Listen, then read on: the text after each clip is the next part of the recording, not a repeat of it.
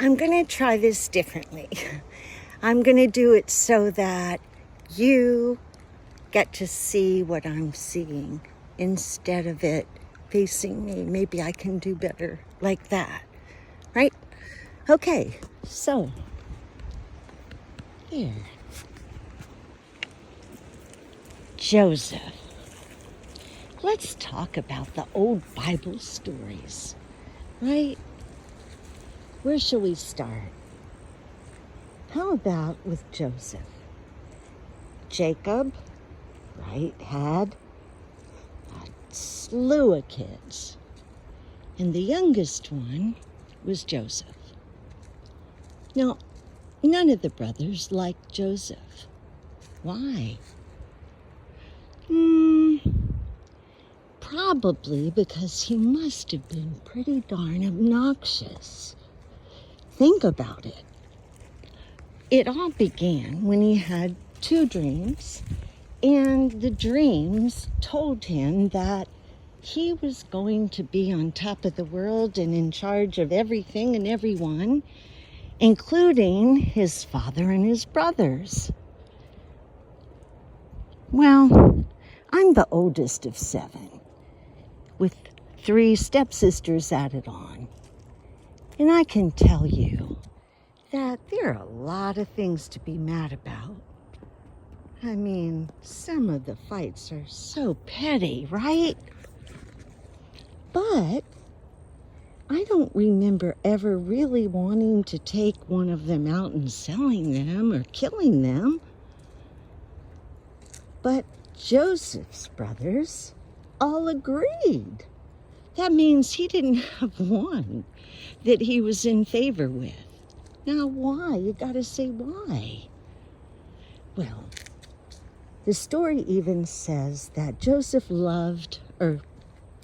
loved Joseph so much that he gave him a coat of many colors.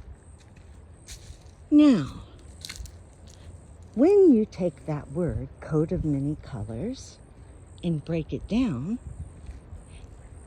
you get a totally different meaning when you apply the Moses code system. So that word could mean, they say, shirt or long shirt, but Doug believes, and I totally agree, that it means cast gold icon. That makes perfect sense. Why? Well, if you remember right, Jacob went to Laban because he had his eye on his daughter, Rachel. And he said, I want her, what do I have to do? We have to work 7 years. So Jacob went to work. At the end of the 7 years, you think he was getting Rachel, but nope. Laban said, well, you just got Leah. If you want Rachel, you're going to have to work another 7 years. So he did. But not without getting even. During that time, Jacob was sly. Remember, he's the one that was said to have wrestled with God. And you know the birthright story. We can talk about that later. But at this point,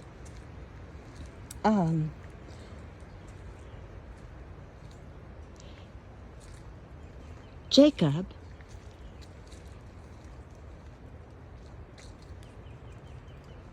sorry, I totally lost my train of thought. At this point, Jacob said, since I am the shepherd of your livestock, I'm going to make you a deal.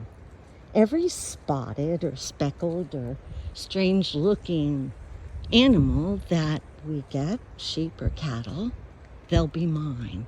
And the normal ones will be yours. And Laban said, okay. Well, you can bet your boots that Jacob made that work for him. And he took full advantage, ended up with a huge, stock of animals, and said about 20 years after that, said, I had a dream and I'm supposed to take my animals and leave. Well, when he did, the story is that Rachel stole something. Doug believes, as do I, that what she stole was the golden bull, the cast icon, which stood for fertility. I think it's Hathor? I can't think of the name of the thing. Anyway, the Hebrews had always worshipped the golden calf, and that may tie in somewhere, so keep it in the back of your mind.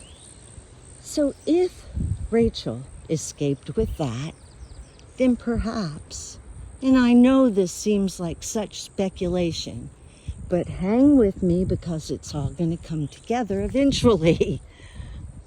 So if Jacob gave Joseph the golden calf,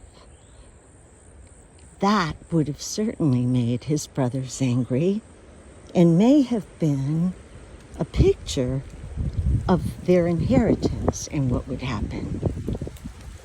At any rate, consider that, think about it, and I will provide the name of the golden calf and the Hebrew lettering and all that in a picture, and I'll attach it. So there you go.